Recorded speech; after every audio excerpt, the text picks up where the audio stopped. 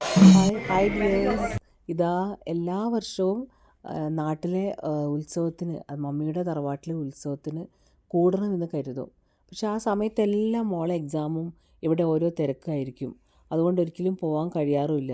പക്ഷേ ഇപ്രാവശ്യം ഈ വർഷം അതിന് എക്സാമൊക്കെ നേരത്തെ കഴിഞ്ഞതുകൊണ്ട് ആ മമ്മിയുടെ അമ്പലത്തിലെ ഭഗവതിയുടെ അമ്പലത്തിൽ പോവാനും അവിടെ ഉത്സവത്തിന് പങ്കെടുക്കാനും എല്ലാം കഴിഞ്ഞത് ഭഗവതിയുടെ ഒരു അനുഗ്രഹം കൊണ്ട് തന്നെയാണ്.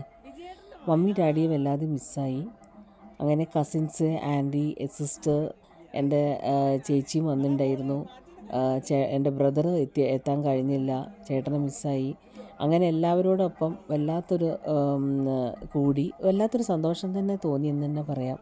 മുക്കത്തെ വീട് ഞങ്ങൾക്ക് എന്നും പ്രിയപ്പെട്ടത് തന്നെയായിരുന്നു. പണ്ട് സ്കൂൾ കോളേജൊക്കെ പഠിക്കുന്ന സമയത്ത് വെക്കേഷൻ സമയത്ത് എപ്പോഴും മമ്മിയുടെ തറവാട്ടിലായിരിക്കും. കുളവും അമ്പലവും വയലും അങ്ങനെ മയിലാടും പാറയും അങ്ങനെ എല്ലാം കൂടി ഒരു നല്ലൊരു അങ്ങനെ ഞങ്ങൾക്ക് പ്രിയപ്പെട്ടതായിരുന്നു. അങ്ങനെ വല്ലാത്തൊരു നൊസ്റ്റാൾജിയാണ് അവിടെ എത്തിക്കഴിഞ്ഞാൽ. മമ്മീൻ്റെ അമ്മ, ഞങ്ങൾ മുക്കത്തെ അമ്മ എന്ന് പറയും, അച്ഛൻ ഞങ്ങൾ മുക്കത്തെ അച്ഛൻ എന്നും പറയും എന്ന് വിളിക്കാറൊക്കെയാണ് അവരെ.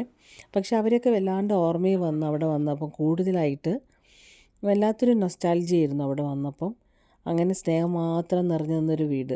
അങ്ങനെ ഞങ്ങളെല്ലാവരും കൂടി നല്ല രസമായിരുന്നു. ഞങ്ങൾക്ക് ആകെ 6 മാമന്മാരിൽ ഒരു മാമനാണ്, പൊന്നുമാമൻ എന്ന് വിളിക്കുന്ന ഒരു മാമനാണ് ഇപ്പോൾ ഉള്ളത്. ആ മാമൻ മാത്രമേ ഇപ്പോൾ ജീവിച്ചിരിപ്പുള്ളൂ.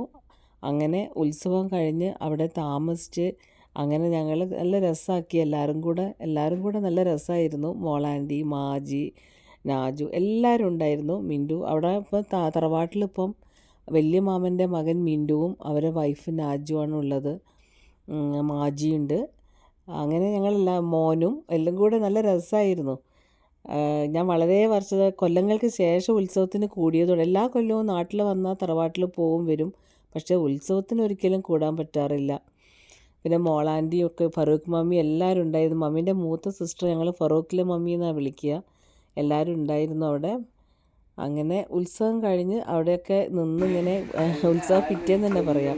പിന്നെ ഞങ്ങൾ മാതമ്മാമൻ എന്ന് പറയും. മാതമ്മാമൻ്റെ മകൻ ശ്രീനേട്ടനും അമ്പിളിയേച്ചിയും കൂടെ രാവിലെ വന്നിട്ടുണ്ടായിരുന്നു. അങ്ങനെ രാവിലെ എണീറ്റ് പിന്നെ ബേബിയേട്ടനും പൊന്നുമാമനും കൂടെ ഓരോ പാട്ടുകളും രസങ്ങളൊക്കെ ആയിട്ട് ഇങ്ങനെ നിന്നു.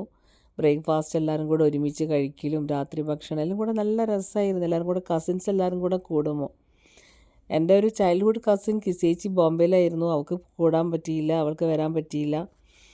അങ്ങനെ ചില കസിൻസിനെയൊക്കെ ഞങ്ങൾക്ക് മിസ്സായി. അങ്ങനെ അങ്ങനെ ഉത്സവത്തിനൊക്കെ കൂടാൻ പറ്റണമെന്ന് വലിയൊരു ഭാഗ്യമായിട്ട് തന്നെയാണ് കരുതുന്നത്. എല്ലാ കസിൻസിനെയും കാണുക, ആൻറ്റീസ്, എല്ലാ ആൻറ്റിമാരെയും, ഞങ്ങളെ ഫാമിലി ഫ്രണ്ട്സ്, പരിചയമുള്ള ആൾക്കാർ, ഒരുപാട് കാലത്തെ പരിചയമുള്ള ഒരുപാട് റിലേറ്റീവ്സ്, അവരെല്ലാവരും കൂടി ഒന്ന് കൂടുക എന്നൊക്കെ പറയുമ്പോൾ അത് ലൈഫിൽ വലിയൊരു ഭാഗ്യം തന്നെയാണ്. അതൊക്കെ മിസ്സാക്കരുതെന്ന് വിചാരിക്കും എപ്പോഴും ഇവിടെ ഇരിക്കുന്ന സമയത്ത്. അപ്പോൾ ഇപ്പോൾ ഒരു നല്ലൊരു ചാൻസ് കിട്ടി പോയതാണ്. അപ്പോൾ ശ്രീനേട്ടനും മാതമ്മാമൻ്റെ മോൻ ശ്രീനേട്ടനും അമ്പിളീച്ചിയൊക്കെ വന്നിട്ടുണ്ടായിരുന്നു. അപ്പം അവരൊക്കെ അപ്പം ഞങ്ങൾ കുറേ നേരം സംസാരിച്ച് കുറേ നല്ല രസമായിരുന്നു.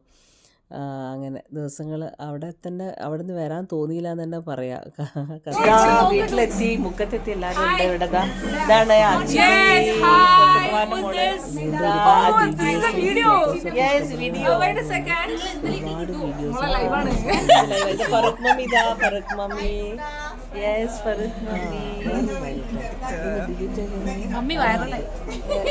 ഇത് റാണിച്ചി. ഇതാ ഞങ്ങളെ റാണിച്ചി ആൻറ്റി എല്ലാവരും ഉണ്ട്.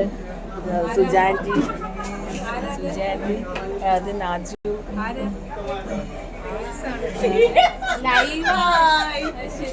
സിത്തു.